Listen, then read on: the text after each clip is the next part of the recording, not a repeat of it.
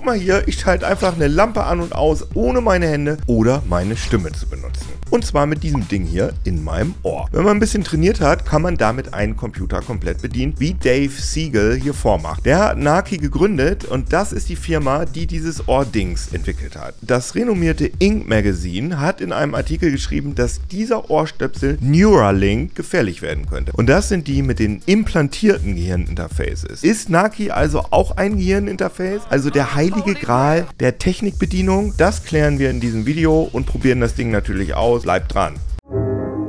Liebe Hackerinnen, liebe Internetsurfer.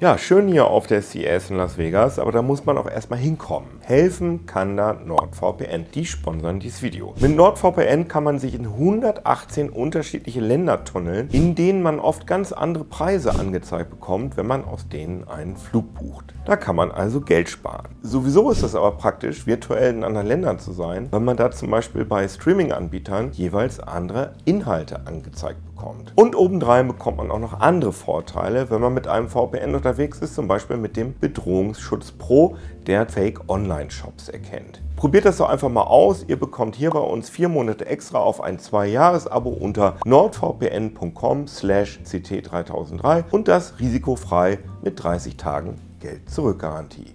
Werbung Ende.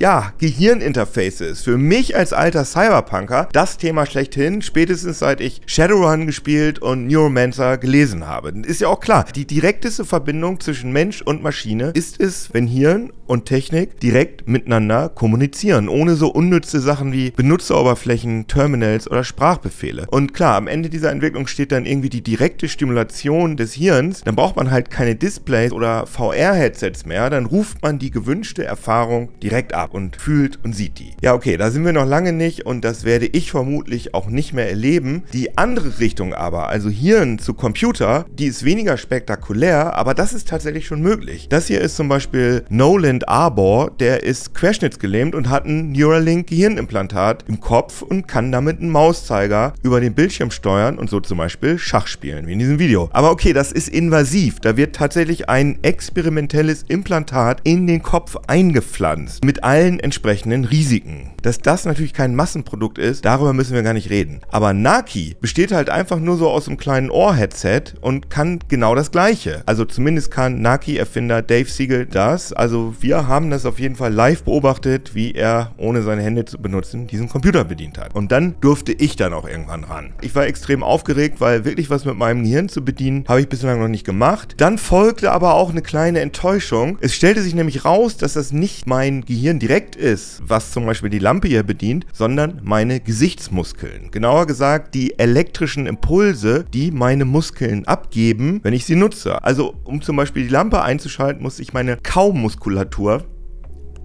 kurz anspannen und wieder entspannen. Tatsächlich habe ich das nur hinbekommen, wenn ich mir auf die Zähne gebissen habe. Die Naki-Leute haben mir aber gesagt, dass man das trainieren kann und das dann auch irgendwann ohne Zähne geht. Ja, und in dieser Demo hier habe ich einen Cursor nach rechts und links bewegt, indem ich einfach meine Pupillen für einen Bruchteil einer Sekunde in die gleiche Richtung bewegt habe. Also weil da natürlich auch Muskeln angespannt und entspannt werden. Das fand ich dann doch ziemlich faszinierend, dass meine Augen, wenn die so eine kurze Bewegung machen, eben einen elektrischen Impuls abgeben, der am Ohr messbar ist. Ja, und so habe ich dann auch diese Demo hier gesteuert, die nicht nur auf dem Bildschirm hier zu sehen war, sondern auch auf der AR-Brille hier. Das ist auch gar nicht mal so sinnlos, weil so kann man diese Klemmbaustein-Anleitung hin und her schalten und hat dann beide Hände frei und kann das aufbauen mit den Klemmbausteinen, was da zu sehen ist. Da ich allerdings schon eine Brille auf hatte und dann nicht noch diese AR-Brille drüber machen wollte, um mir meine Brille darunter zu zerkratzen, habe ich das nicht benutzt und habe mir das auf dem Bildschirm angeguckt. So, ich bin hier jetzt auf dem Mario-Button und ich werde jetzt über den Star Wars-Button zum Pokémon-Button wechseln.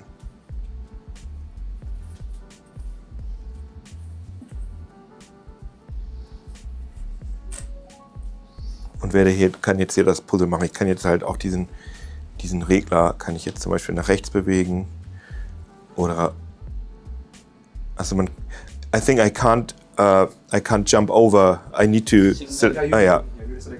Single click. Yeah.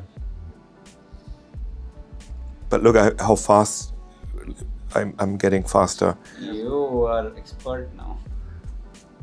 Once you've got it, it's just a matter of getting used to.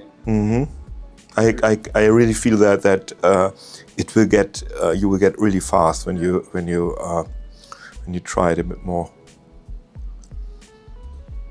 and if you come back like a week later, a month later, in 5 seconds, maybe a month more faster because you processed it, whatever. Mhm.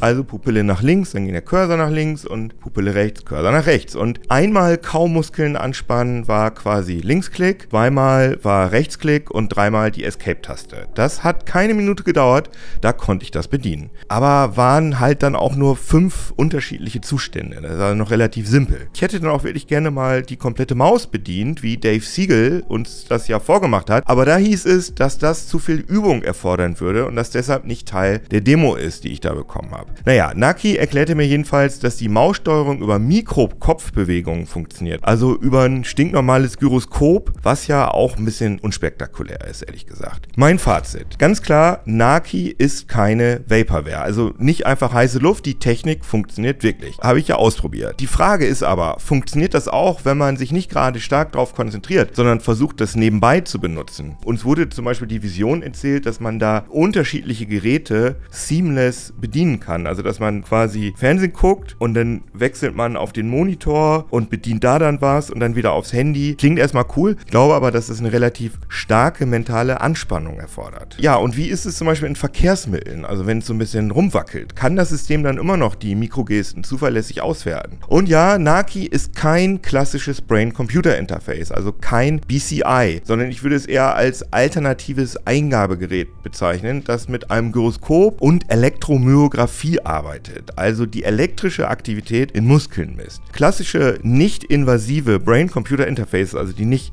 im Kopf eingebaut werden, arbeiten ja mit EEG, also die messen die elektrische Aktivität direkt im Gehirn, die von den Neuronen verursacht wird. Ja, und solche Geräte gibt es schon lange, zum Beispiel die Produkte von Emotiv, Muse oder Neurosity. Aber auch wenn es natürlich total cool ist, wie mit dem Emotiv Epoch X für ungefähr 1000 € ein Gerät zu haben, mit dem man ein 14-Kanal EEG schreiben und herumexperimentieren kann, das sind alles, würde ich sagen, keine alltagstauglichen Gehirneingabegeräte. Es ist halt super schwierig, aus diesen EEG-Daten zuverlässig unterschiedliche Befehle raus zu differenzieren. Und alleine das Aufsetzen von solchen Geräten ist fummelig. Und wenn ihr jetzt sagt, ich habe auch schon Videos gesehen, wo Leute mit so einem Emotiv Epoch X einen Computer steuern und Spiele spielen. Ja, aber wenn man da mal genauer hinguckt, dann ist das offenbar in den meisten Fällen auch nur die Messung von elektrischen Strömen, die durch die Anspannung von Muskeln zustande kommen. Das schreibt auch Emotiv in der Dokumentation. Von den 14 EEG-Sensoren sind 8 so angeordnet, dass sie auch die Signale von Gesichtsmuskeln und den Augen empfangen. Also genauso wie Naki das macht. Ja, und nochmal, die Naki-Technik, würde ich sagen, hält, was sie verspricht und kommt auf jeden Fall auch in einem praktischeren Formfaktor als bisherige BCI-Headsets, halt so ohrstöpselartig. Die Frage ist halt nur, wer braucht das? Wer will das? Für querschnittsgelähmte Menschen könnte Naki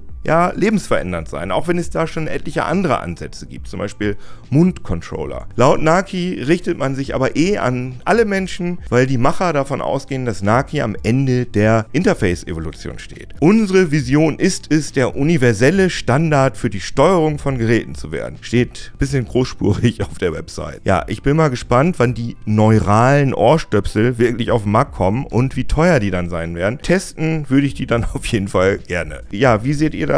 Würdet ihr sowas benutzen? Hättet ihr sowas gerne? Gerne in die Kommentare schreiben und natürlich abonnieren. Tschüss.